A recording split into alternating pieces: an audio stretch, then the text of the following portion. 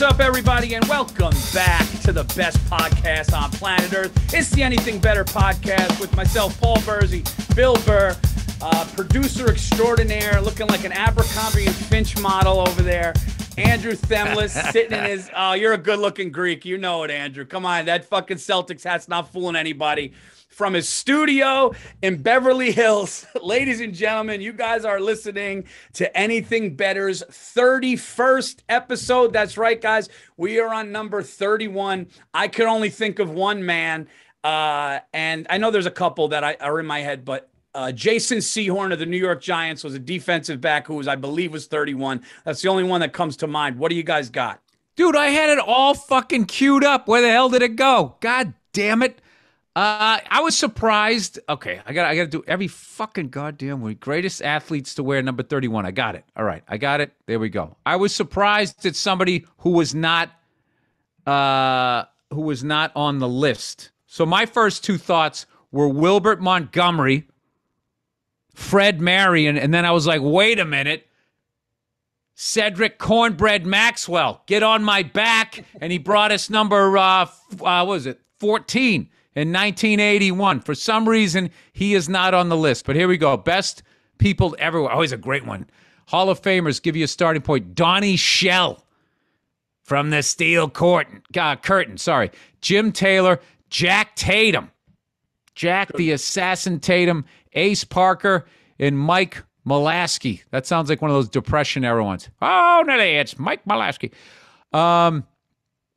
Aaron Glenn, Frank Minifield. I remember Aaron Glenn. Okay. Marcus Robertson, Kevin Ross, Jamal Lewis. This is a tough one. Yep. Joe Fortunato.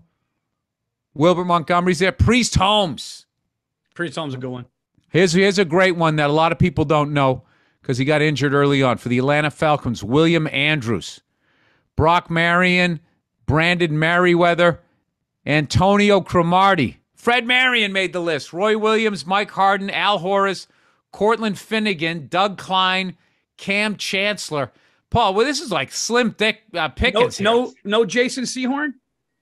Jason Sehorn is there. Gary Ellis, Charlie Haraway. After 20, it's like we gotta, because it's like, I guess 25, but. All right, here's a good one, Paul. Benny Barnes. What a great name. That's a great name. Benny Barnes. Benny Barnes. Benny Barnes was fucking drinking after every game. I didn't even have to, you don't have to know him to know. Like, Benny went out again. Benny was drinking. Benny Blanco from the Bronx. Paul, I wore a college shirt for you this week. Oh, nice. You know, little golf shirt, pretending I respect the game and those who play it. No, I do respect the game. I respect those who play it at a professional level, and I respect those who actually go out and don't cheat on when they're scoring.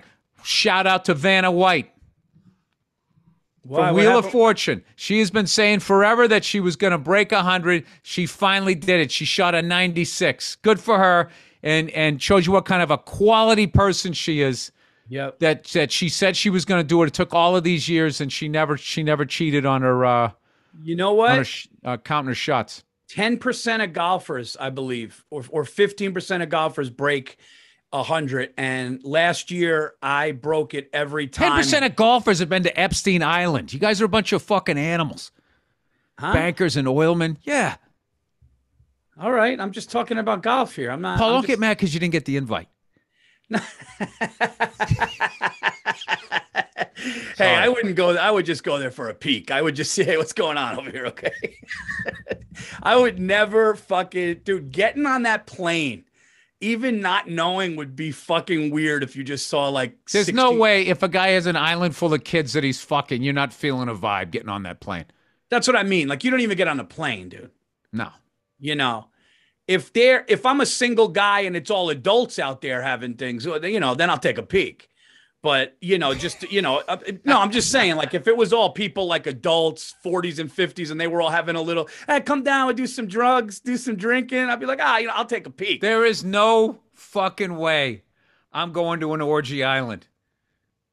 You can't get, how do I get out? How do I get out, Paul? That just sounds like, and that's like not affiliated with any country. I'm just saying this is all consenting adults here. Which who's kidding who? It's not. There's not. None of that shit's ever consenting, Paul. Okay. There's rich people and people who need money. Always. There's not a bunch of hot people out there that want to bang old guys on an island. It just doesn't exist. It's people that have rent, you know. No, but what I'm saying got washed away in a hurricane. What I'm saying is if you're a 50-year-old single man and some Russian chick was like, you come, I play with you. Yeah, I'd be like, all right, let's go have a couple drinks, see what happens. That's all I'm saying. Let's see what happens. You know, I'm 50. I'm single. If I was 50 and single and they were like, I know, but Paul, you wouldn't know that she was an escort. I wouldn't. You'd be like, hey, Bill, this chick's throwing nothing but fastballs. You go, Paul, it's a whore island. It's an island. She's a whore. Yo, I'd call you up and be like, dude, they're real friendly on this island, Bill. No, seriously, I dropped like 7 pounds before I got here. And these broads, they're noticing. Dude, I went parasailing and this chick started grabbing my pants. I was like, what's going on out here? It's fucking unbelievable. I think I might jet ski tomorrow. No, but dude, I got to tell you something. When you break 100 in golf, it feels good, dude. It feels good. When you shoot 97 and you were like always shooting 105s and 110, it feels good. Shout out to Vanna White. Good for her, man. Paul, I shoot 105 the front 9. Front 9, I got a 105. Yeah, I do. And I'm proud of it. I played with you. You didn't seem that bad. You're the type of guy if you gave... See, this is the thing with you. If you gave a fuck and played once a week for like 6 months, you'd get good. You just There's no reason for me to go to a golf course because all the fun reasons to go there, I can't do anymore. I know. I can't drink. I can't smoke. I can't eat the fucking steak and cheese or whatever they have there. I got to be like this fucking good boy. So I'm like, hey, Bill, stone come on, sober, let's do a heater. Standing in the sun, lathering a bunch of shit all over my face. I know. I'd be like, Bill, let's do a heater before we tee off on 7. Come on, I got some Johnny. You'd be like, nah, I can't. I'd be like, fuck, all right. Dude, if I'm not stumbling by the 13th hole, I'm not golfing. That's how I look at it. Remember Bartnick said I looked like I was fucking a contractor collecting money because I had jeans and I had an Adidas zip up with jeans on. Bartnick goes, you look like you're talking about housing out here. Oh, that was the impromptu golf game we had. Yeah. Yeah. That was back in the day, Paul. Back in the day when you could fucking I'm back out on the road. I don't give a shit anymore. People are just gonna do whatever they're gonna do. I gotta make money. Fuck it. I went out to Florida, Paul. I went into the DMZ, dude. I went right into the belly of the beast. I came in, I got out, nothing happened to me. I was fine. Good. I stayed in my room, Paul. Stayed in my room and I just watched endless YouTube videos until it was time for the show. I came down, I teased them. They had a great sense of humor. We had a great time. I got my money and I got the fuck out of there. That's how I look at it now. Yeah. I'm done. That's it. It's like you put your mask on, you go by the rules, you go do your fucking thing. Whatever happens, happens. That's it. Yeah. That's it. I'm done. I'm done too. It's like, that's it. Fuck it, dude. No, if people want to fucking just be idiots, let them be idiots. But my thing is they shouldn't treat them. That's where I take it. It's like, all right, don't listen to the doctors, but then don't go to them when you get sick. Well, somebody said something to me, and I know people get sensitive about this, but you know me. I stick to my guns, and I'm fucking reasonable, like I said. So I'm going to say it because I don't give a fuck. All right. I'm doing the Wilbur Theater October 22nd. Some people reached out going, Paul, dude, we had a big party coming to see you, but unfortunately, we're not going to be able to make it because we either need to be vaccinated or have a negative test. So stupid me, jokingly, I go, oh, man, I appreciate you guys coming support. I go, just so you know, a rapid test is 5 minutes. But anyway, thanks. And then he's like, yeah. And then people were just going like, yeah, it's not about that. It's not about that. And it's just like, I can't look, man, I'm not telling you what to do with your body. But, I think if you want to go see a comedian that you like and you want to take either a test or whatever. I just love the duality of them appreciating the sacrifices soldiers make in fighting for this country. They're willing to do that, and they're not willing to put a fucking mask on and get a vaccine. It's the funniest shit ever to me. And then they're sitting there acting like they're patriotic. It's like, you're a selfish cunt who wants cheap gas. That's who you are. Yeah. That's all you are. Fuck all of that, dude. I got something right here. Is there anything better than one of these? What is that? A stress That's ball? a fucking clown nose. You put on one of these, your closing joke. No, this is it's fucking hard as shit, right? When you're old like me, dude, you put this against the wall. Oh, I you need fucking that. go like that. I'm telling you, like the middle of my back. I do dishes now, because I'm progressive.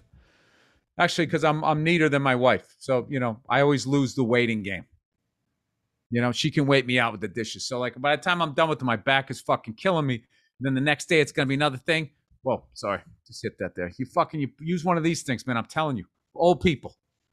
After you're done trimming your balls and your back hurts, Paul, I'm telling you. Yeah, listen. I have the gun. I have the gun. No, I have the gun that has the ball. Nah, that gun stinks. The gun stinks. You just sitting. That thing fucking stinks. It makes you feel good. It makes you feel like you're doing something. No, unless you're up against the wall, you're not getting in there. It's like somebody's fucking elbow, Paul. Nothing is better than sideways. Nothing is better than a professional massage like hand, getting in between the shoulder blades and finding the knot. Oh, yeah. Oh, it hurts, but it's great, dude. It hurts, man, but it's great. It's great, man. Oh, no, dude. I didn't get a massage for like the first 45 years of my life, and it's taken me 5 years to kind of get everything all fucking aligned again. Like, dude, when she was doing my calves, I swear to God. Yeah. I was coming up off the table. I was like, yeah. It was fucking. She goes, well, what does it feel like? I go, it feels like there's a ball of hornets in there. And you just keep fucking punching them. And then they're stinging me. Dude, there was like in one of my calves on the inside back. It was like, I don't know what happened just over the years. So, I've learned. She's like, okay, I'm on just in the top layer. Then they get to the middle layer. And then all the way down. Once they get down to the bone. Yeah. It takes a fucking while. When the masseuse hits the bone in the area that they're doing hard, I don't care how fucking tough you are, it fucking hurts. And she was probably like 30 years old, and she goes, are you okay? And I was just like, there's like a tear coming down. And you just, as a man, it feels so weird to be like, can you ease up? I can't say it. So I just fucking sat there and I took this pain. But I have this thing with like my foot. You ever like sit down for a while and like your right foot or one of your feet gets like falls asleep? Yeah, it's a circulation issue. Is it? Yeah. What do they do for that? Well, what I've learned to do is, because when I first got my sciatic nerve issue, this is going to be the old guy episode. When I got my sciatic nerve issue, I'd be playing drums and all of a sudden like one of my feet would go numb. Yeah. You start getting all like tingly and you can't fucking play. So that's when I met I got this Jedi. She's like she's been doing it forever, strong as hell. And my drum teacher actually introduced me to her because he was going through the same thing. And what I learned is they can work all of that out. It was just my legs, but they were all just fucking schmutzed up, as she says, all glued up and stuff. And like every time you get hit and all of that type of stuff, falling down, playing, or your brother hits you 20 years later or something like that could be like a problem. And like the muscle fibers are supposed to move like that. And when they get hit, they do this. I don't know. And then this shit grows over it. That's when you get stiff. So if you get like a great masseuse that can work that shit out and you stretch a lot, like I find stretching and all of these types of things, these things are fucking unbelievable, dude. No, dude, rolling around on a ball, I get it. Like, I know this is some old man shit, but you know me. Like, I didn't think I was do it when you're young. I wish I did this shit when I was like, because the amount of like the problems I've been having with my shoulders, Paul, took me out of the gym. People miss me. People loved the display I used to put on. Paul, I used to have the 245s. I'd bring it down. I'd put it up. I'd make the noise. Dude, I'm getting all that shit. People miss that, dude. They miss it. They miss watching you walk in and putting on an absolute clinic. An absolute body lifting fucking clinic.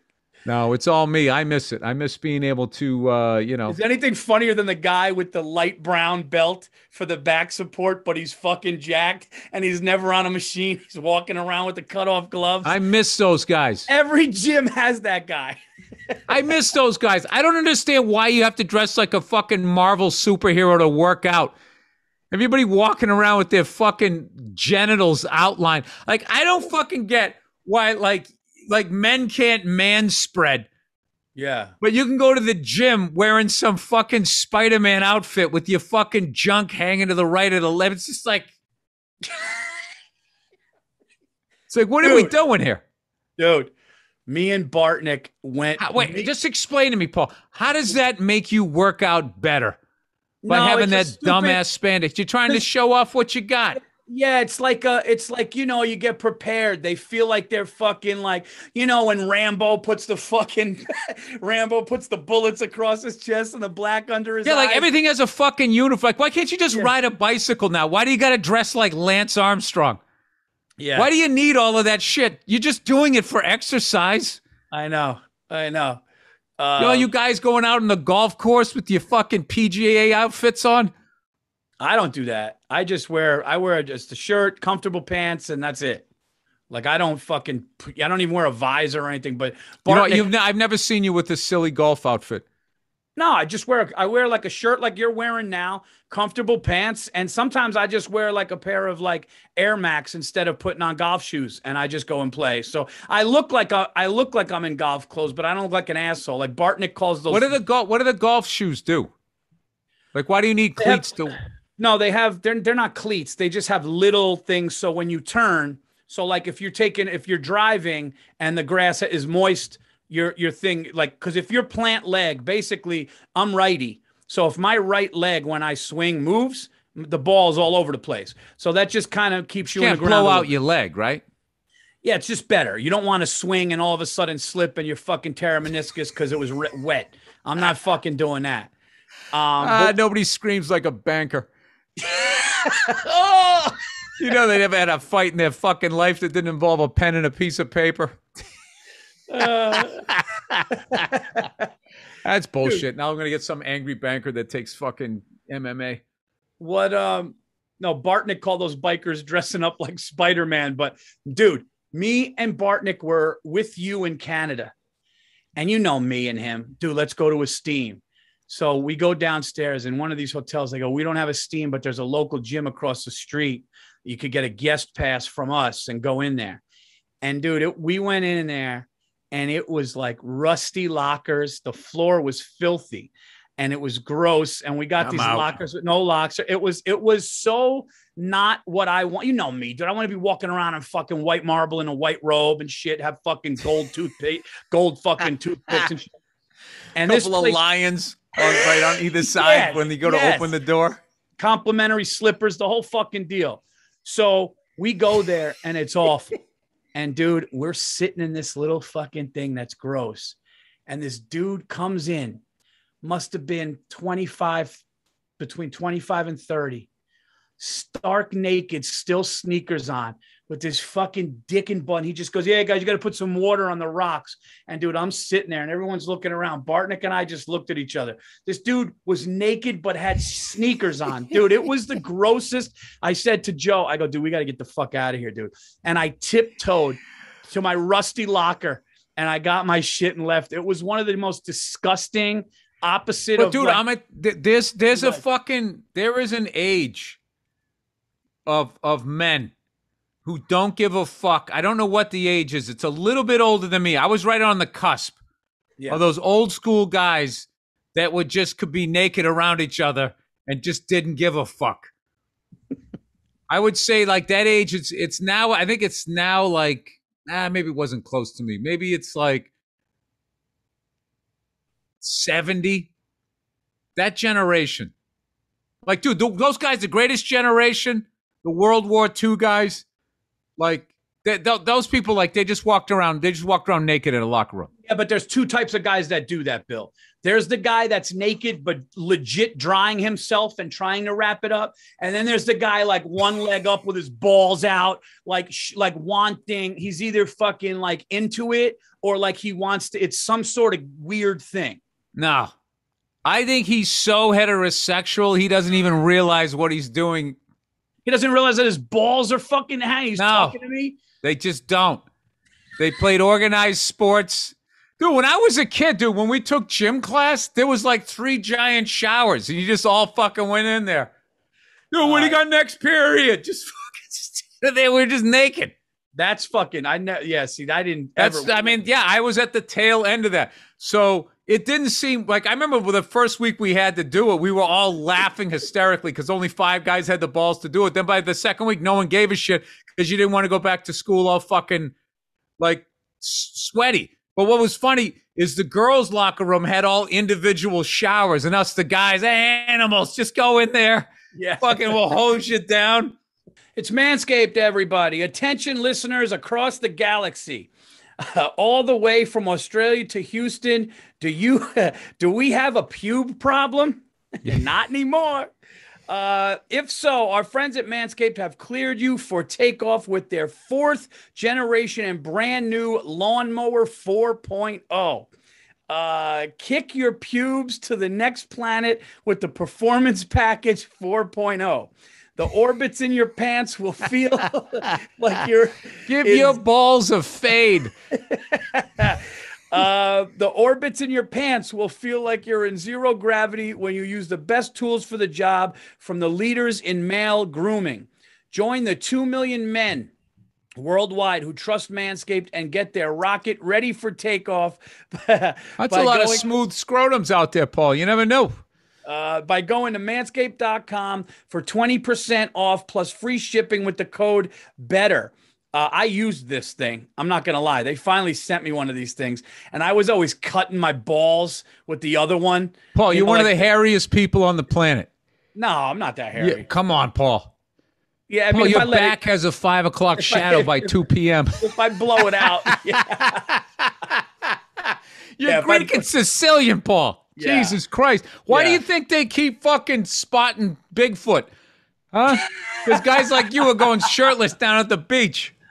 Ready for an out-of-world experience, fellas? Look no further than the Performance Package 4.0 from Manscaped that has just taken off in not only the U.S., but Canada, the UK, across Europe, Australia, South Africa, and Singapore.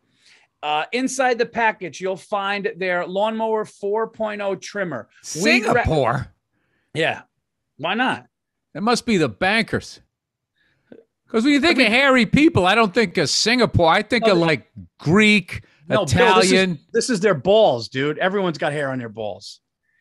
You know, like you may not have it on the body, but everyone's got some on their fucking sack. No, I have like normal amounts on my body, Paul. I don't have like, Rapunzel.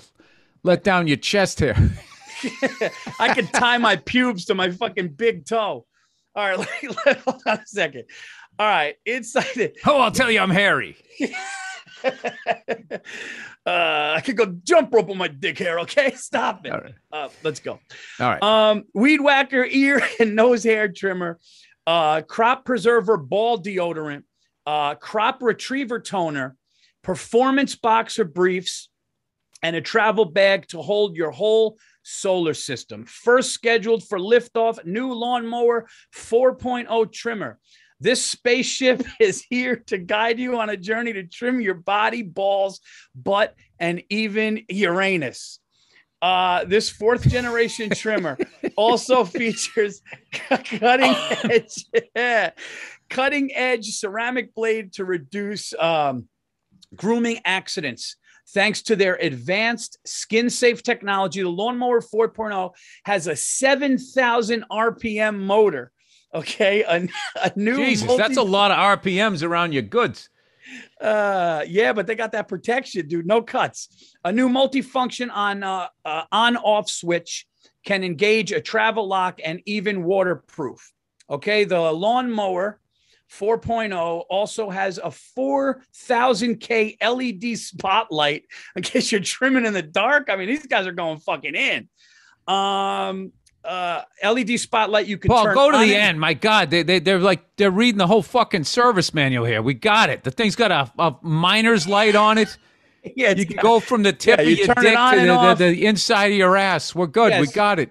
Yes, for more precise shave throughout your travels across the universe. The Performance Package 4.0 also includes a weed whacker. It's like having a little astronaut to chop your worst weeds up top in your nose and ear. Get to the website, Paul. I swear to God, they're going to fall asleep. All right. Too much copy. All right. Yeah, get 20% off free shipping with the code BETTER at manscaped.com. Guys, just trim up your nose, trim up your ear, your balls, your ass. This is the best thing. You won't get cut. It comes with a whole package of goodies. Go to manscaped.com. Use the code BETTER for 20% off. For a clean Trinity and beyond, your space balls will thank you. Okay. Oh, look who it is. Talkspace. Remember MySpace, Paul? This is Talkspace. The world is racing to get back to normal and start meeting up in person again. But after the year we've all had, getting back to feeling normal takes time. When you're in a low point, you might feel alone, but over 50% of Americans struggle with their mental health. Whether you're I thought this was going to be like a dating site. This is like, don't hurt yourself. I picked the wrong tone, Paul. Whether you're God damn it, I can't be coming out of a read about trimming your balls. I'm talking about a fucking dog dying. I'm doing Casey Kasem right now. I got to talk about mental health now. Whether you're a parent, student, millennial.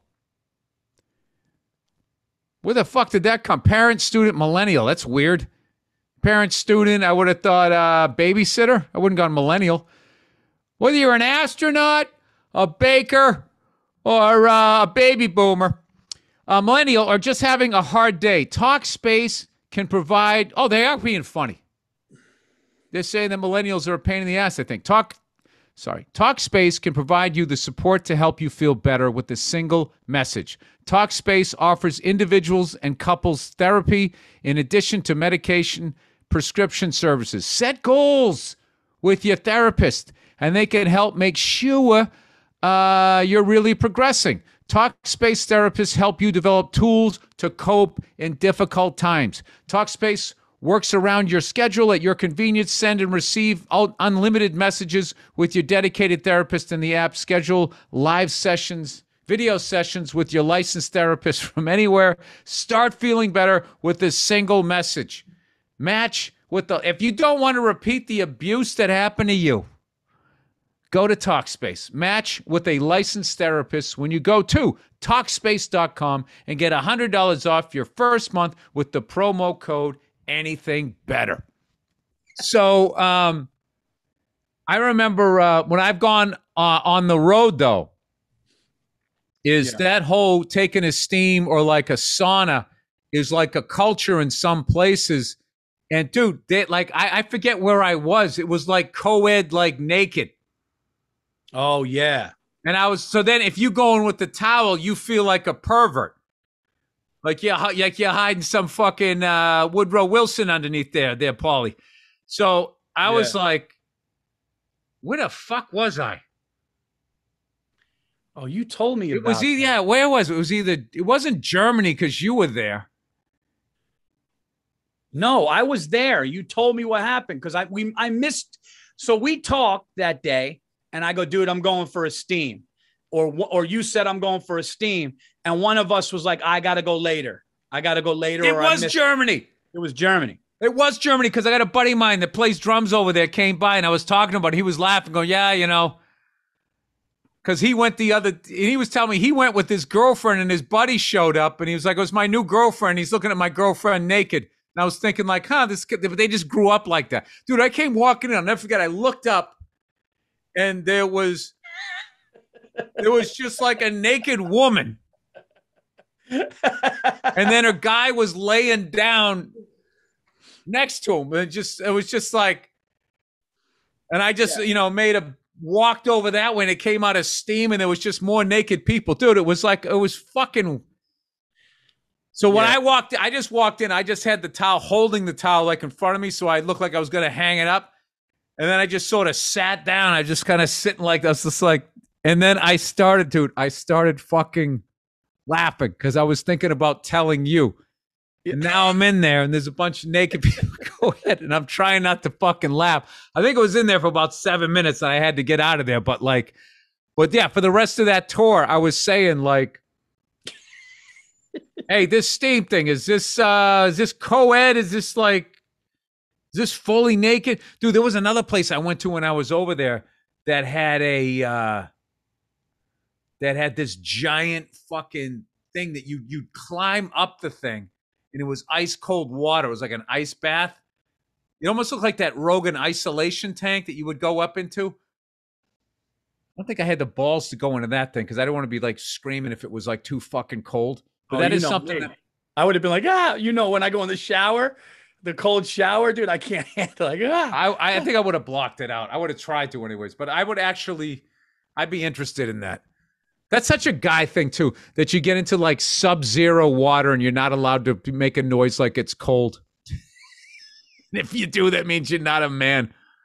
I don't like that. I don't like that whole thing about the naked. And here's why. It has nothing to do with heterosexual, homosexual. What I don't like is like we go out in life and everybody has clothes on. When you're on an airplane, nobody's got their shit out. So don't act like I'm a little fucked up if I walk and everyone's dick is out, titties are fucking jumping around, and I got to act like it's not fucking different or weird. It's like, did anybody ever tell you that you're weird? No, or did you just...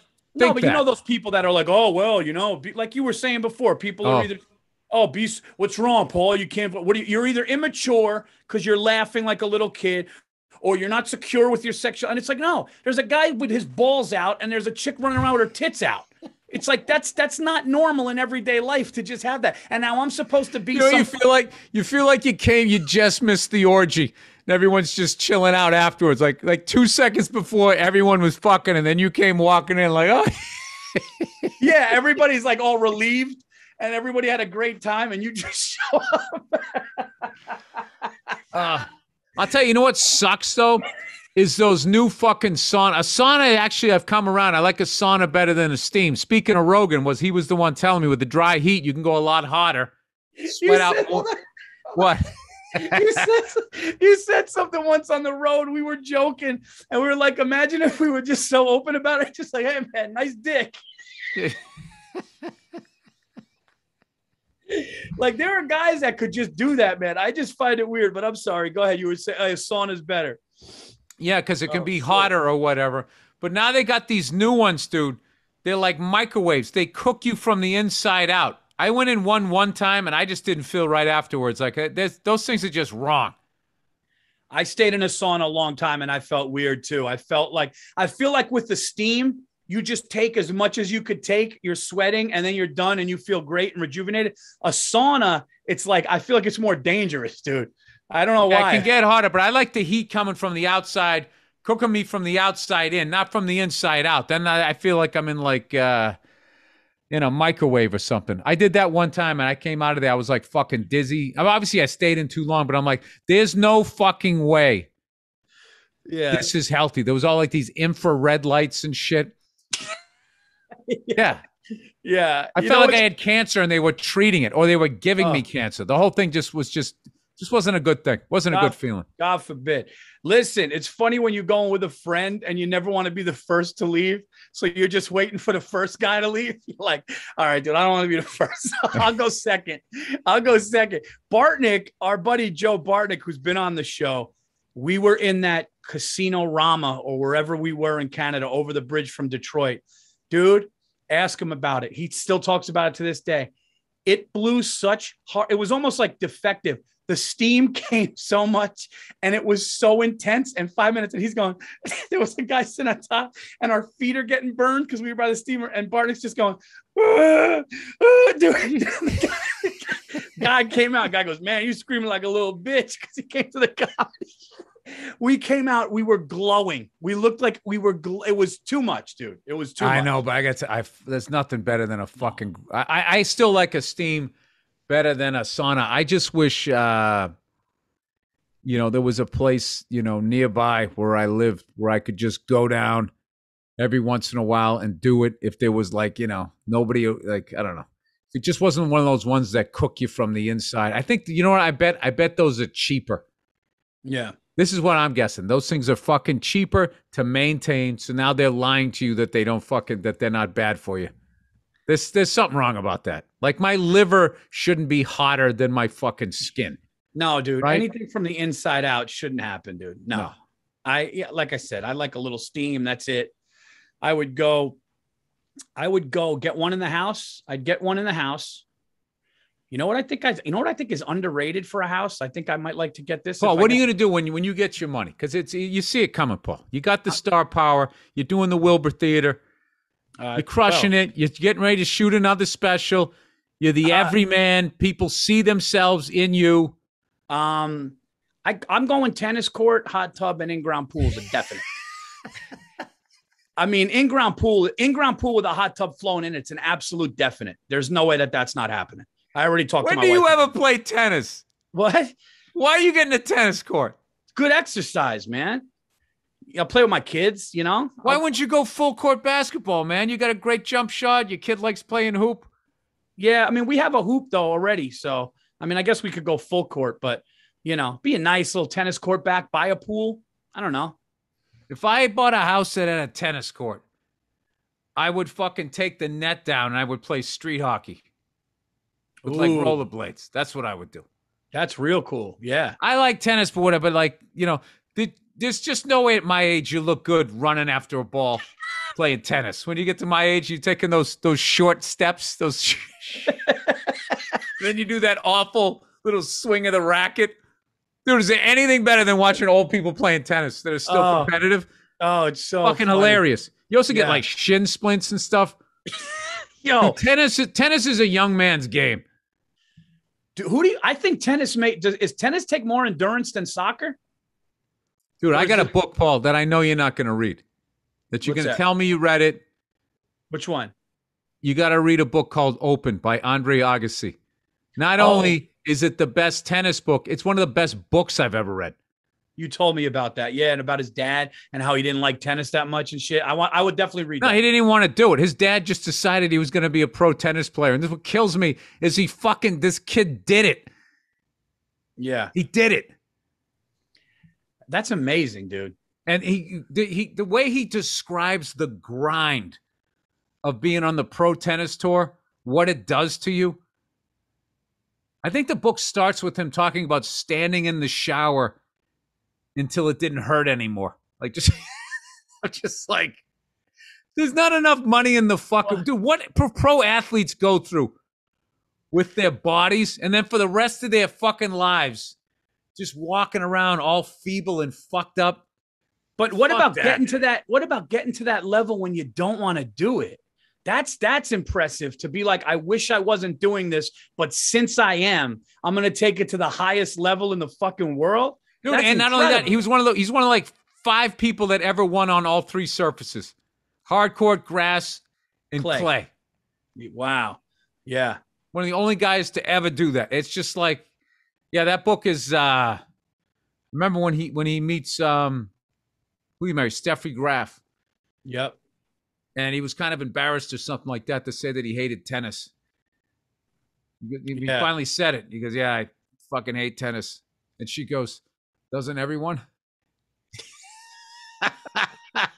They fucking hated it and they dominated. It's an amazing. It sounds like everybody that works at SNL. Everybody that works at SNL that I've ever talked to, literally with the exception of maybe one's like, yeah, you know, it's this, it's that, it's a grind. Dude, every TV show. I would tell you something right now. Anybody sitting in a fucking writer's room. Oh, on days when it's not working, the script isn't working, you got to pull this fucking thing apart. It's like reshoveling a driveway. Especially for a true comic. Especially for a true comic, dude. I remember my buddy had a show for AOL online. And they go, hey, man, they'll let you be a part-time writer. Come in 1 or 2 days a week. You'll get paid. Come up with ideas. It was a sports online thing. I went in there, and I'm sitting in a room, and 2 hours later, I was like, I could never fucking just sit. I don't care how funny the ideas are. I don't care. I just would never do this, dude. It's different because you have the ability, because you could just go do your act. Right. And probably make the same money. Writers get a writing gig, they're psyched, because that's also like they're like calling. Because I learned a lot over the years in the writers' room at F is for Family. I literally learned how to write a script, and then I actually also watched people how they pace themselves in the writers' room. Like, what do you mean? Well, we had this one guy, Mark Wilmore, rest his soul. Rest his soul. And Mark would do this thing sometimes where he would just kind of sit there, with his elbows on his knees, maybe almost like he was sitting on the bench. just looking down at the floor, sometimes for like 20 minutes. And I would just be looking over like, Mark's not feeling it today, or maybe he's fucking not liking the script or whatever. And then after like 20 minutes, like rope-a-dope, his head would come up and he would start talking, and no one would. There was like, there's 10 writers in a room. All 9 of us would shut up, and then he would just rattle off a whole scene. That's brilliant, dude. Yeah, but he was thinking, but then other times like resting. So I kind of learned from him. I'm like, I don't need to be in on every line. This is why we have 9 other people in here. I can, like, cause dude, it's a weird thing to experience where your brain is tired. Yeah. And I gotta be honest with you, man, that's when my drinking really started to go off the fucking rails. When I started, before I had my daughter, and I was in there like every single day, just banging it up. I don't know how they do it. And then I would go to the clubs at night. You know what I mean? I was trying to squeeze the gym in the morning, and I was just straight out. Dude, I would come home and just be like staring at the fucking wall. Yeah, and I just was like, I need a drink. And dude, and then I swear to God, but then fucking, I don't know, couple of seasons, you're drinking like Ernest Hemingway, and you're like, what the fuck am I doing? It's the only time my wife ever brought up my drinking. She was like, what's going on with you? I was like, why? And I only had like 3. She goes, they're like this big. That's what I was like, it's a home pour. Yeah. I'm making up for all those times I went to the fucking, the hipster bar. And I asked for a fucking drink, and they came out with the little eyedropper. Yeah, they charge you fucking $17 for it. You get the home pour. The home pour. Oh, yeah. Up and over the ice cube, Paul. Up and over the ice cube. So I, dude, I miss it, dude. I swear to God, I could take down a bottle of fucking bourbon. Like, if I didn't have if I wouldn't be drunk in front of that's the greatest thing about having kids, dude. That was the thing. I was just sitting there going like, am I going to be the guy where they're going to be talking, Dad liked his drink. Come home every day. I was like, no, with that shiny Irish bottom lip. I wasn't going to be that guy. The gin blossom. Oh, gin blossom, packing the family in the car to go to someone's buzzed, house. handing my kids' friends money for no fucking reason. Remember that old drunk guy? He just tried to give you a couple. Hey, you cute kid, and give you just money. Oh, dude. Trying to make up for the fact that he didn't fucking do the right thing with his kids. You remember those drunks? Dude, I've had them in my family. Nothing was like, dude, when you were like 7 years old and a drunk guy or somebody gave you $1 or $2, fucking epic, dude. Dude, yeah, remember that? And they always had like that Irish sweater, the jumpers they call it, the fucking zipper, and they'd have that hole, the moth hole or something, or on the elbow. Oh God! And you were like, you were excited. And you went out and bought some football cards, but then you just look at the guy, his white socks, those black beat up loafers. Dude, how cruel is life? How cruel is life that, and anybody that has listened to me on any podcast knows I suffer from anxiety, depression, and all that. And then I have a fucking pop and I feel incredible. And I'm like, fuck that, man. I'm done, man. My mental shit, I'm done this shit. I'm done. I'm going to lean into it. And then, you wake up and you feel fucking horrible. And then you read about anxiety and depression. You're like, yeah, you kind of stay away from alcohol. It's kind of a depressant. And it's like, man, can you catch a fucking break? Dude, how awful is it that everything that's fucking fun and great to do kills you? Look, dude, I honestly... Except sex doesn't kill you. You fuck the wrong person, yeah, absolutely kills you. I mean... Well, I guess not anymore. They kind of tapered down the whole AIDS thing, didn't they? I mean, you could still get fucked up, yeah. But I mean, I'm saying if you got a good partner and you're the same person... If you got money... You can fuck whatever. No, dude, don't they have like that psycho level gonorrhea out there right now that they can't fix? It's like ridiculously painful. Oh, maybe. That's brutal. I mean, I don't know. Just this shit that I just heard when I was out there in, where the fuck was I then? Some country. This manager, oh my God, this guy who booked the thing was saying he managed a band. And 2 guys went to some country and banged chicks and they both caught it. I was just like, what? He goes, yeah, there's super gonorrhea out there. I don't know if he was fucking with let's fuck with the American. Do I look it up, Paul? Do I look it up? Do I bring everybody down with super gonorrhea? I mean, dude, the shit that's in my says yes. Says it's real and it's getting worse according to Gizmodo and Forbes. What do you mean it's getting worse? The spread of it more and more? Forbes said in December 2020, super gonorrhea might be spreading from antibiotic overuse for COVID coronavirus. Why is super gonorrhea? It was already super gonorrhea. What the fuck? Yeah, dude. I mean, what the fuck, dude? Just be happy you're out of the game, Paul. Wait, wasn't the one that was killing people was syphilis though, wasn't it? Syphilis back in the day, yeah, before they came up with penicillin. Syphilis took out Al Capone, I think, in jail, right? Yes, syphilis. Penicillin came out while he was still in jail, but it was too advanced. It was in his brain. He did take it, but it was too advanced, and it got to the point where they actually let him out of jail at the end of his life. A lot of people think he died in jail. He didn't. Oh wow! So penicillin cures all that shit now. Is that how that works? I don't know, Paul. I'm not a doctor, and a lot of people are pretending they are these days. So I have no idea. I just know people say shit, and it scares me. And I think to myself, I'm so glad I'm a loner.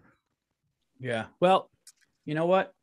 I'll tell you guys something that scared me, and some people know, but it's out. I'll tell you. And Bill knows. I in 2 days before July 4th, I went to the doctor, and I got an MRI on my neck, because I have a bulging C6 disc in my back, which is tapping the spinal cord, and I have bone spurs and a degenerated disc, which just shoots down. And I've been dealing with this for a while. So 6 years ago, you never get surgery with your spine. That's what they tell you. You never get surgery with your spine, ever. Last resort, unless you're in agonizing pain, you never do it. So they do things like physical therapy. They'll give you maybe an injection for something like that. Anyway, long story short, after 5 years, I'm getting symptoms again. I go back. We do another MRI. They're reading it to me, and they tell me the disc got worse. The degenerated disc got worse. You have bone spurs, and you have arthritis through your neck and shoulders.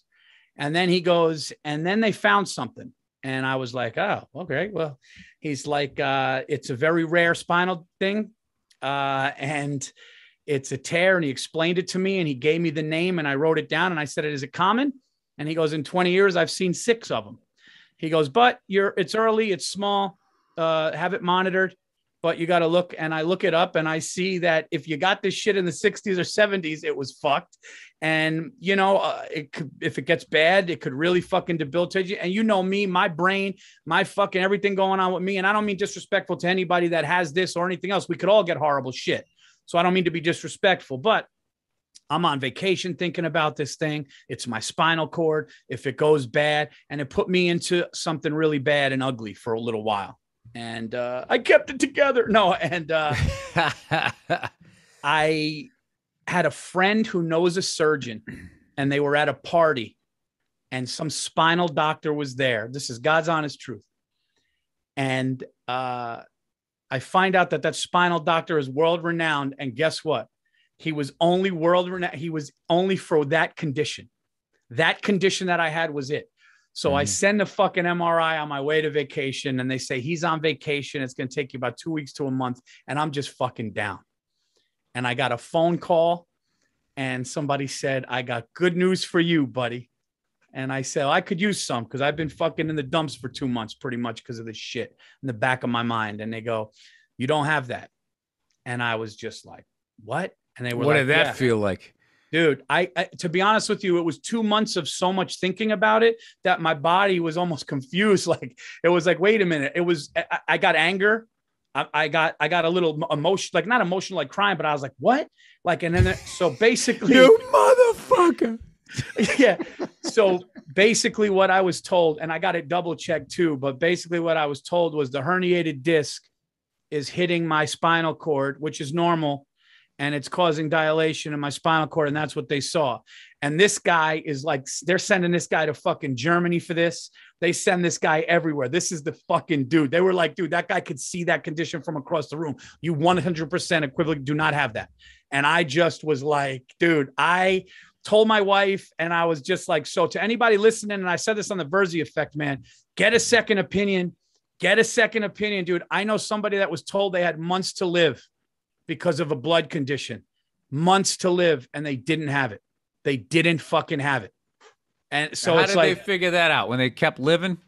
I guess no. When you hear shit like that, you go 3, 4, 5 opinions, right? Like you got to go. You call your doctor up. Hey, doc, it's me, Bill. Like 2 months later, he's like, really? Didn't think I'd be hearing from you. Dude, how fucked up is that to tell somebody that they have a blood? Listen, the shit that I was told, worst case scenario, they fix it and it's 80% long-term success. Imagine being told you got months to live, not years. Listen, you got months to live. And then, oh, my bad. Sorry, I told you that around Christmas time. What? All right, months to live, Paul. Other than obviously what you do as a family man with your kids, selfishly, you got months to live. What are you doing? We talked about this. If I'm not suffering, I mean, look. You're not suffering, Paul. You're just going to they're like, you know what? I don't know, whatever. Some fucking genie tells you you're going to drop of a fucking heart attack, November 2nd. So this is what you got. You got September, you got October, you got November 1st, and then you're out. Dude. You have no wife, you got no kids. I mean, for some reason, they're okay with you just fucking being a lunatic. No wife, no kids. Because I know you'll be like, I'm going to go fucking hang out with my wife. I want to hear some crazy shit. What would you do? If I got no selfish kids, shit. If I got no kids and no wife and I got 2 months to live, I'm going on a cocaine bender hard on a yacht in Europe.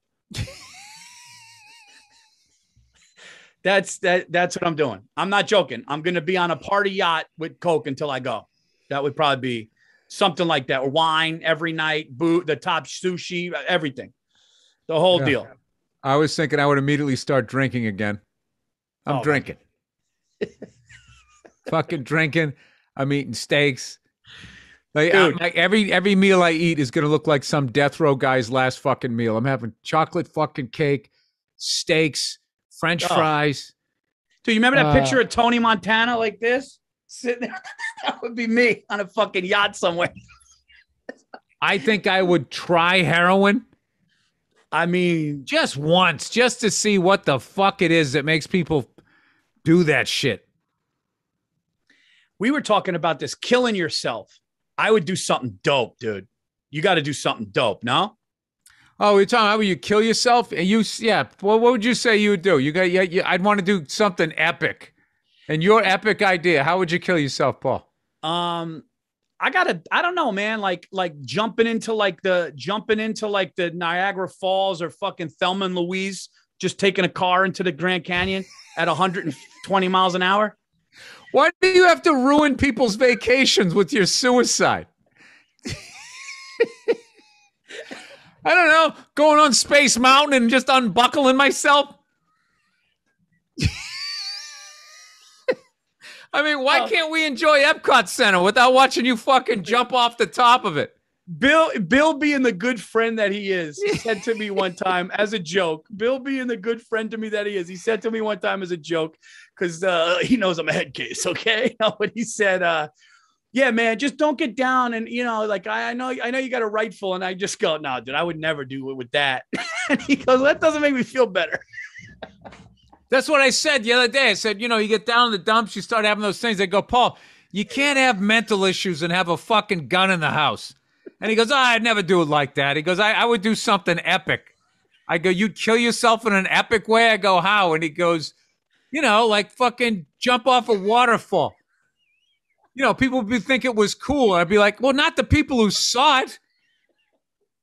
You jump and you just hear people like, oh my God. And when you hit the fucking rocks, there's always rocks down there. You know who else wanted to do that? Explode like a fucking water balloon. And some kid would see that and have to be in therapy for the rest of his life because you had a herniated disc.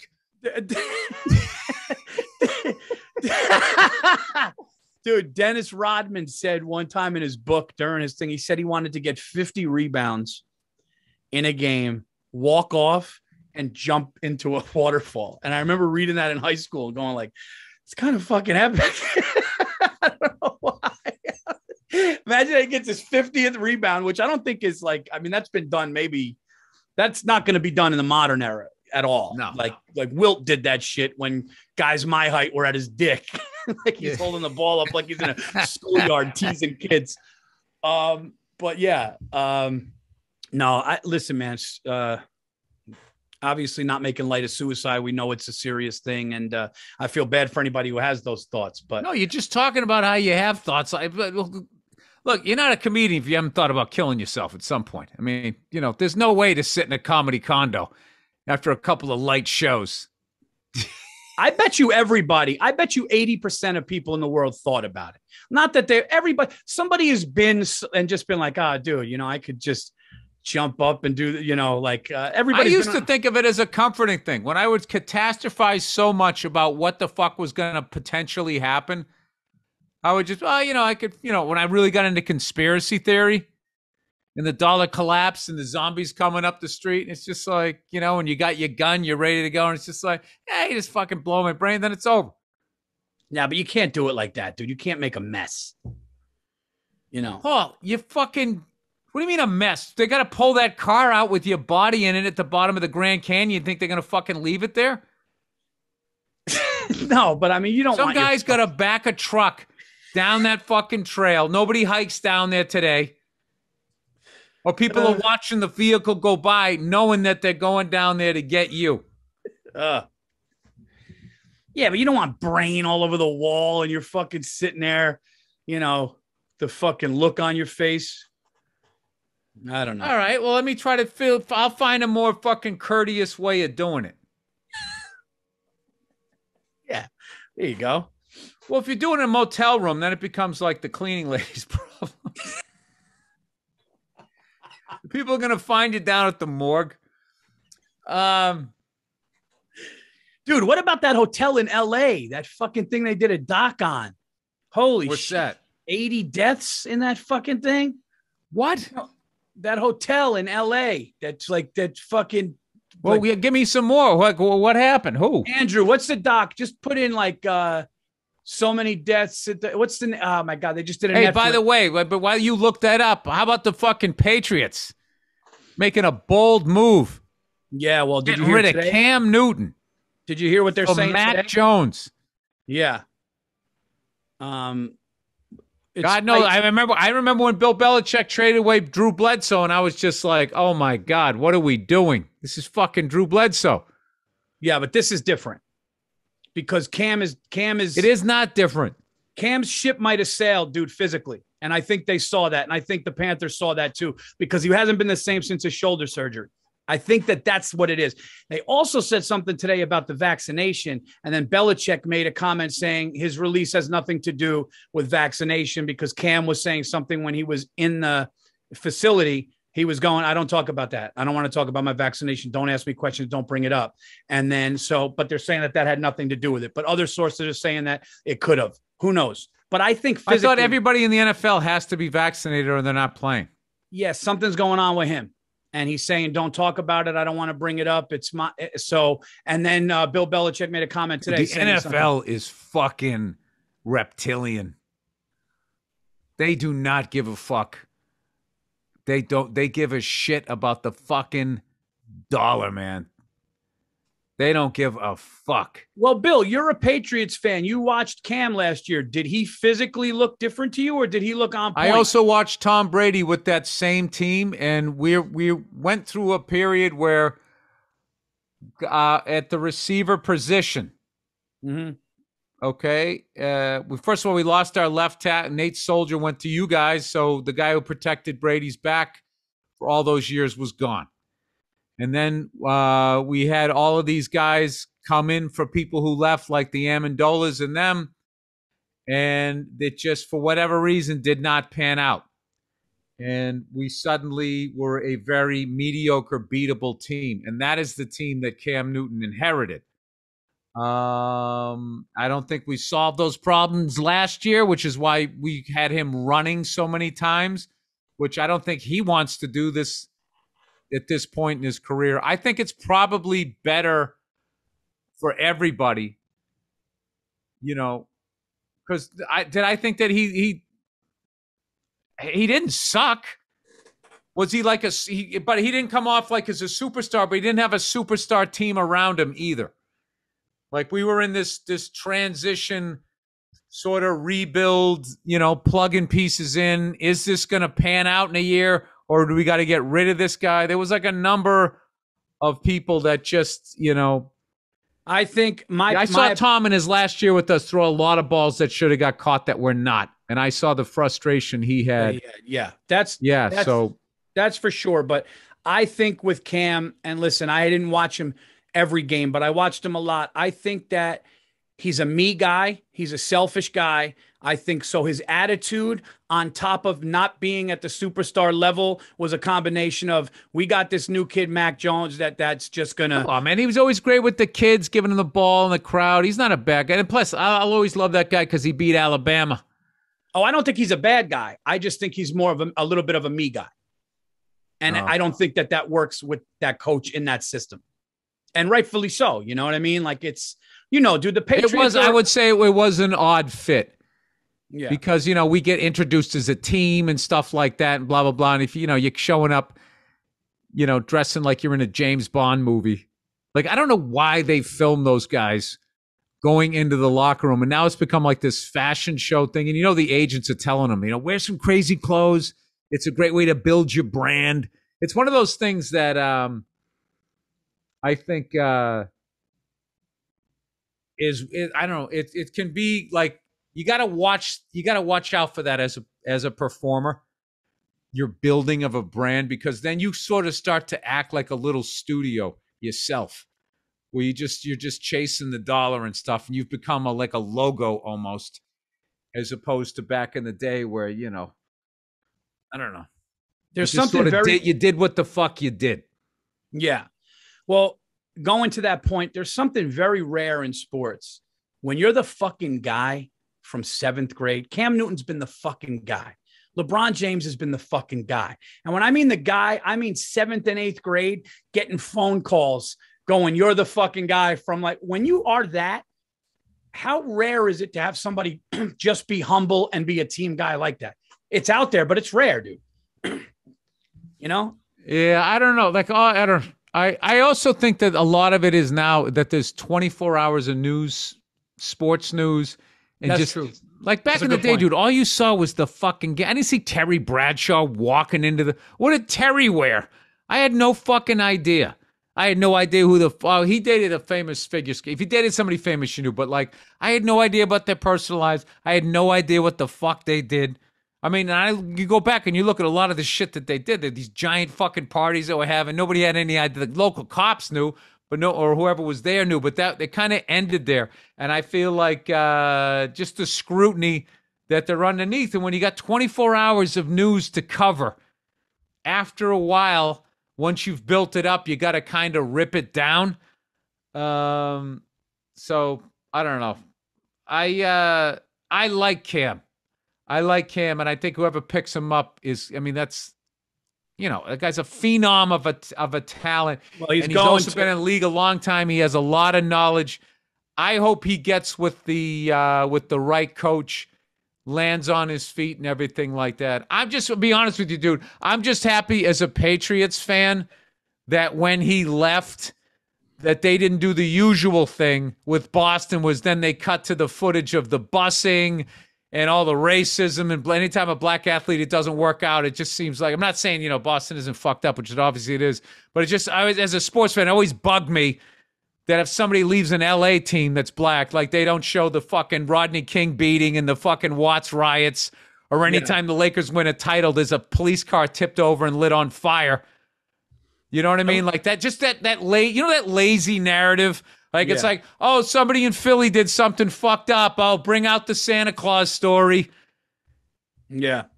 Oh, we're doing a story in Cleveland. Let's show the fucking, the inlet next to the lake on fire and say it was Lake Erie. Like, they just have, like, those stories. You know what I mean? Oh, by the way, we have a stick bet, and I haven't seen that yet. So, I want a Hoyo. But I love what is our bet? I love how you're talking like his publicist, going, I wish him the best wherever he goes. I do. Because, dude, I fucking root for guys. And I have a tremendous amount of empathy for athletes. What, dude, can you imagine if your stand-up career was over at like 35, 36? Yeah. You just can't hold the mic stand anymore? I don't know, man. You just can't sling those jokes. Like, Yeah. Like, to get, and the level that they get to, too, I think is beyond a comedian as far as fame and, like, you know. And he got like 160 million. He got like that one of those big contracts. I heard he's going to the Texans or the Cowboys. They said he's going to the Texans or the Cowboys today. So one of those those are the two top teams interested in getting him. I think he'd make a great Cowboy.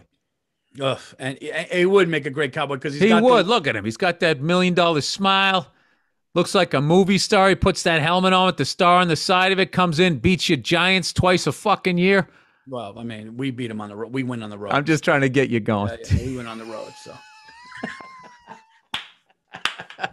Listen, they may take it at our place. I know how to push your sports buttons.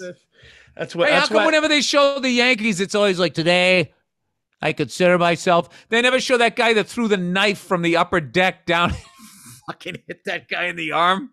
Remember that shit? No, what year was that? You know, the late 70s when you guys all look like porn stars and then you rewrote your history that you're all fucking clean shaven.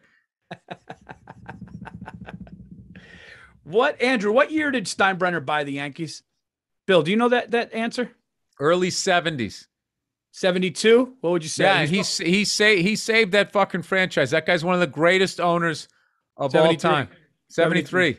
Then they redid the stadium. I remember one of the saddest pictures I ever saw was Joe DiMaggio standing out in the outfield, up in the bleachers, as they had totally taken apart Yankee Stadium. They were redoing it, and the whole baseball field was dirt, and he was just sitting there expressionless, looking at it, and it was just like, oh man, like it was, he always, what is it? He bought the Yankees for $10 million in 1973. Wow. I mean, Paul, 58 million today. No, 58. How much? It's worth 58 million today. Yeah. So it was kind of a steal back then, if you think about it. Beyond a steal, because the Yankees are now worth like $1 billion. Yeah. But it's also because of what he did. Wait, but I'm confused. What's the 58? It's $1 billion, isn't it? They're adjusting it for inflation. So $10 million, what it got you back then was like $58 million bucks. So, okay, I got it. But yeah, dude, look what he did. 10 million and then just fucking one of the most, what is it? The top 5 probably organizations. I think the Cowboys are Cowboys might be number 1. As far as what? Winning championships, you guys are the top. No, not winning championships. What the team is worth, what the organization is worth. Right. Yeah. You know what'll be interesting though, as number baseball, 1, right? Yeah. What is? It's number Dallas, 1. Dallas is number 1 at 5.7 billion. Then it's New York Yankees 5.25. Then the Knicks at 5 billion. Then Barcelona. The fucking Knicks. Yeah, it's incredible. I know. The Knicks are worth more than the Lakers or the Celtics. Yep. More than Real Madrid. Crazy. Stop saying yup, Paul, like you knew that. You didn't guess fucking the Knicks. No, I said Cowboys. I knew the Knicks were up there in the top 5. No, you didn't. You would have said it. Well, I swear to God, dude, that's a joke. I don't want to say it. It's the joke. It's fucking how bad. The fucking New York Knicks are worth more than the Red Sox? Yeah, and we stink. They're worth more than the Patriots. They still come, man. People still come. It's ridiculous. Patriots are like 8th on the Wait a minute. Time out. Paul, you don't make that kind of money because of ticket sales. You make that off of TV deals. Well, but they sell out. I mean, the Knicks sell out when they're fucking horrible. They have the MSG network. Well, they don't make the fucking playoffs ever. So they lose out on all that money and all that TV revenue. Don't they? Yeah. We made the playoffs last year. How the fuck are the New York more than the Lakers? The Lakers have the fucking Staples Center sitting on 17 championships. Celtics got 17 fucking championships. I mean, who the fuck is buying a fucking Knicks jersey in Europe? You can find a Kobe jersey anywhere on the fucking planet.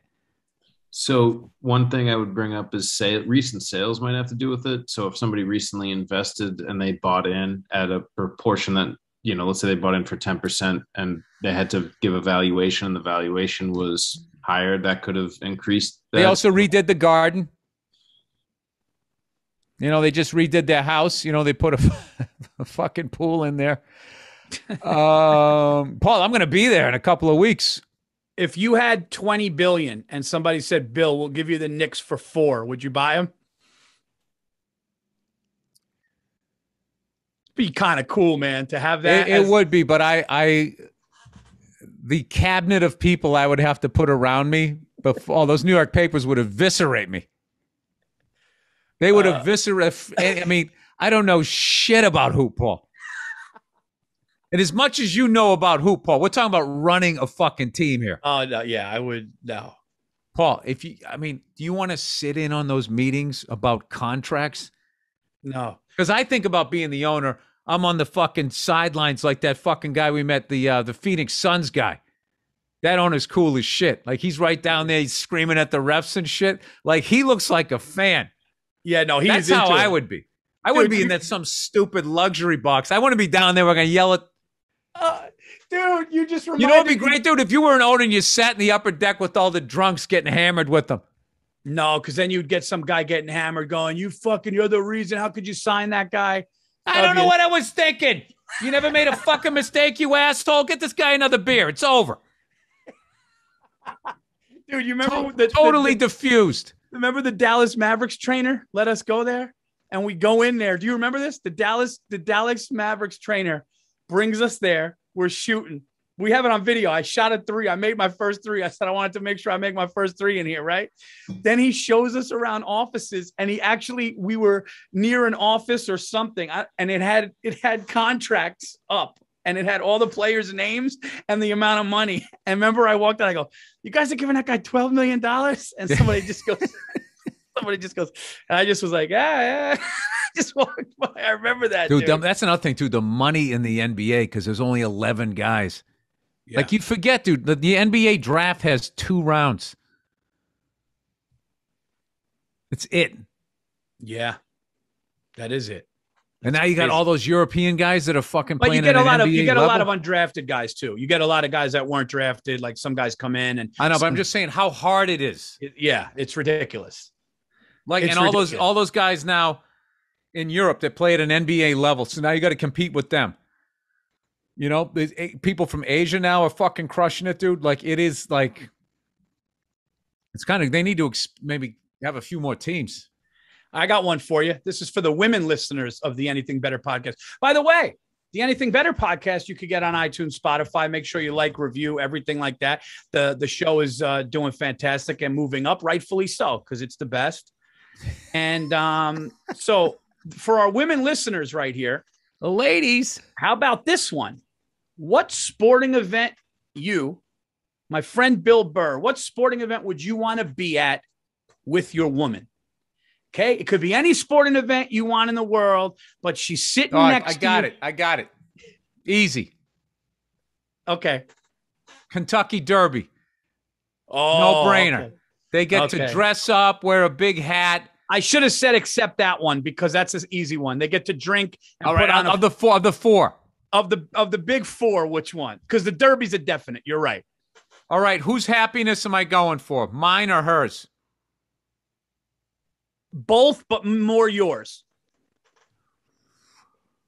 Like, she's got to enjoy it, but you got to be really psyched. I would take her to a college football game. Okay, I would go I don't know if I can do that. I don't think my wife would be. I don't know. Maybe it sounded good in my head, and I said it out loud. Now I don't like it. Could you picture her in the fucking sun in the swamp? No. I mean, no. Listen, who cares? At the end of the day, it's about her happiness. I'd have to get her courtside seats to a fucking NBA game. And as much as she enjoys the game, she's also, maybe if Beyonce's there, or Trick Daddy or some fucking, whoever the fucking hottest rapper is, then she'd be happy. Is there a guy named Trick Daddy? Or is that like a custom car person? No, there's a guy named Trick Daddy. Okay. Lil Yachty. Big Pun. I had a buddy take a Fat girl. Joe. Listen to this. It's not like mobsters. I had a dude, one of my closest friends in high school. I know Big Pun's dead before everybody tells me. Go ahead. Rest his soul. My buddy in high school. Dead in the middle of Little Italy. Sorry. Diddly do diddly. took his girl to David Wells' Perfect Game, and she's going, "This is boring. What is even happening here?" And he goes, "Do you fucking understand what you?" And she's just sitting there like he figured out, take my girl to a Knicks game, a ball game during the day, and it's David Wells' Perfect Game. He's going, "Paul, I wanted so much." This is why I brought the question up on the show. He goes, "I wanted so much to fucking enjoy this with somebody." And he's going like in the 7th inning, she's just going, "This is like nothing is even happening." And he's going, "Do you fucking understand what you're seeing right now?" She doesn't. You got to respect that. He should have got her an Uber and sent her home. That didn't exist then. Should have got her a cab. I would take Stacey. I think Stacey would really enjoy either the Super Bowl or like a Stanley Cup final closing game, where it's it's a game 7, it's tied up, game 7, winner gets the cup, great seats. And I think she would enjoy Kentucky Derby. I took my wife to the Australian Open. I was doing a gig in wherever the fuck it is. Where the hell is it? It's in it's not in Sydney, the other one. It's in Melbourne. Melbourne, as they say, Melbourne. So we showed up and there was a giant tennis ball in the lobby of our hotel that said the Australian Open. I was like, holy shit. Is that going on right now? I was like, we got to go. We got to go. And we ended up going. And that's awesome. Who the fuck did we see? Did we see Serena? I can't remember who we saw. But there was some Australian woman playing. And the crowd was rooting for her. And there was this guy in the crowd going, "Come on, Casey! Come on, Casey!" And people were like, "Shut up! Come on, Casey!" The whole fucking time. Dude,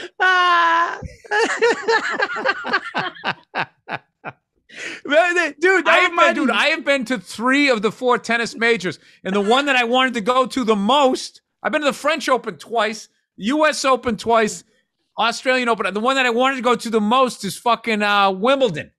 Dick Enberg, breakfast at Wimbledon. I used to watch those McEnroe, Bjorn Borg fucking battles. I remember fucking, what's his face? Boris Becker was my age, 17 years old, in 85, won fucking Wimbledon. Wow. I remember him with the headband. He had the headband and the hair. I remember him. He didn't. He didn't have a headband. Boris Becker didn't have a headband? No, he didn't. He came up during like it was a Von Lendl. I'll bet you that stick. Huh? I'll re-bet you that stick. Absolutely. Boris Becker. Andrew, can you look that up if Boris Becker headband was Andre Agassi. No, I know that. But what's his name had a headband. Dude, you could do the Andre Agassi story. Look at you. Somebody told me that. Shit. Somebody told me. I was in a diner and somebody walked by and goes, "Hey, it's Andre Agassi." And all my friends burst out laughing. They fucking around or are they serious? You didn't have one? No Woo! picture? That's a stick, motherfucker. None in any of us. No, it's you're even now. You owed me a stick now. Wait, how do I owe you a stick? Because they didn't do the narrative of Cam Newton that you said. Oh, shit, I forgot that. Yeah, I thought for sure, with 100%, it was going to go some sort of racial route. Come on, Casey. That's in my mind. Come on, Casey. Come on, Casey. Remember we went to UConn and every time a guy missed, that guy had a comment. He goes, "He's not even shooting with his hand." Do you remember that? And you just kept going that fucking old guy. Every single time UConn missed a shot or did something wrong, he said something. He was the old guy who talks about fundamentals. Yes. Oh, his legs weren't under him when he took that shot. Yeah, fucking kids dunking on people. Yeah. What do you want, Bob Cousy running around out there? Dribbling on top of the ball? Come on, Casey. Come on, Casey. What does that even mean? Well, they give nicknames to people, so I don't know what her real name was. Oh, okay. It's like McDonald's, they call it Macca's. Yeah. That's so funny. Want to go to Macca's or whatever. I can't do an Australian accent. And it's just like they give everything a fucking nickname. I like them. They're fun people, dude. I'll tell you, Paul, the only time I've never been afraid of the ocean was Australia. And they have the most fucking sharks other than probably South Africa. But they were so fucking beautiful. Yeah, dude. That's the amazing. most beautiful beaches I have ever seen in my life was Australia. We got to go to Sicily, Taormina. I heard they're up there. Got to do that. We got to do Only if we ship all those fucking hair clippers you were talking about earlier before I get there. that. I don't want to look at some guy's beard that goes into his Speedo. Seamlessly into the chest hair.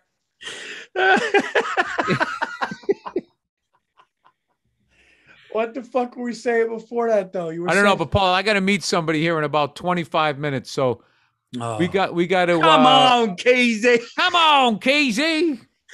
Oh shit! All right, we will. So I got to go to Wimbledon, Paul. No, you know what we got to do, Bill? When you start drinking again, I always had this dream. I want to be in a pub in Scotland when we go out to the British Open. We go out to the British Open when they do it in Scotland or whatever, and just go to a pub and drink Guinness and do shots until we black out and end up in a fucking beautiful hotel. That's a dream. I mean, I would fly there to do that, and not even go to the. What is it? It's not the British Open. What's the real name of it? No, it's the British Open. It's the British Open, right? Yeah, it's the British Open, but when they're in... It's Scotland's. They came up with it. It should be the Scottish something. St. Andrews. St. Andrews. British Open. Dude, how have we not been Cunts. drunk in Scotland together yet? I mean, that's gotta How come happen. it doesn't say Scottish something? It should say that. It shouldn't say the British Open. I know. Dude, Scottish people are fucking great, man. They're fucking funny, dude. Oh, yeah. And those like, that's a drinking level that like it's ridiculous, man. Dude, best hecklers that I've gotten internationally, Ireland, Scotland, and India. India. Never would have thought it, dude. Fucking ball breakers. Really? I called in a podcast. They go, what are you going to talk about when you're over here? You should talk about this. You should talk about that. Then I finally was like, well, wait a minute. You going to talk about this? You talk about that stuff on stage over there? And they started laughing. They were trying to get me in trouble. Oh, that's funny. You should talk about religion. Oh, dude. Ireland and Scotland getting hammered in Dublin or Scotland would just be, dude, I would sing along. I would sing, like, remember in The Other Guys when they were. Well, it's not a movie. I would sing out there. It's not a movie, dude. You're not going to go over there and be like, and some guy's got a fucking bagpipe drinking with you. It's a bunch of fucking, it's lunatics, Paul. I'll be honest with you. Late at night, I did not feel safe. You see me in the street. I got black eyes. They kick the shit out of me. Like, Yeah, you're going over there like there's going to be a little fucking pot of gold at the end of your little drinking night. No, dude, those are some fucking, those people are not to be messed with, Paul. There's a lot of people out there you don't want to fucking mess with. I would say, yeah, keep your head on a swivel. Yeah. All right. You're out there. All right, I'm going to be late now. You feel happy? I'm going to be abusive and blame you because I didn't tell you I had to leave. This has been the Anything Better podcast, everybody. Real quick, just because I got the special coming up on the 18th, I have to do this. This Saturday come on, Casey! This Saturday, I'll be at Wise Guys Comedy Club, okay? Then I think the next weekend I'm with you, Bill, me and Bartnick. And then I will be September 15th. I will be at the Punchline in Philadelphia running my hour. And then I will be running it the 16th and 17th at Levity Live and shooting my special the 18th at Levity Live. 2 shows. All tickets are available at paulvirzi.com. And guys, people keep telling me about the Wilbur Theater tickets. Please, let's pack that place out. October 22nd, Wilbur Theater. All shows on my website. Go to Bill's website for all his shows that are not already sold out. Check out Monday Morning Podcast, Virzi Effect, our YouTube channels. We will be back with a big number 32 next week, and you know who's at the top of that list. So I'm not going to mention Simpson. It. No, hey, I got one for you. Yeah. Fucking water slide. Giant water slide. That's how you kill yourself. You come out of your tuck. You sit up. And you go over the right into a fried dough fucking cart. Just all right. Just over. We will end it with that. Bathing suit goes one way, entrails go the other. Epic. Top that, X Games. All right, that's it. Go fuck yourselves. We'll talk to you later.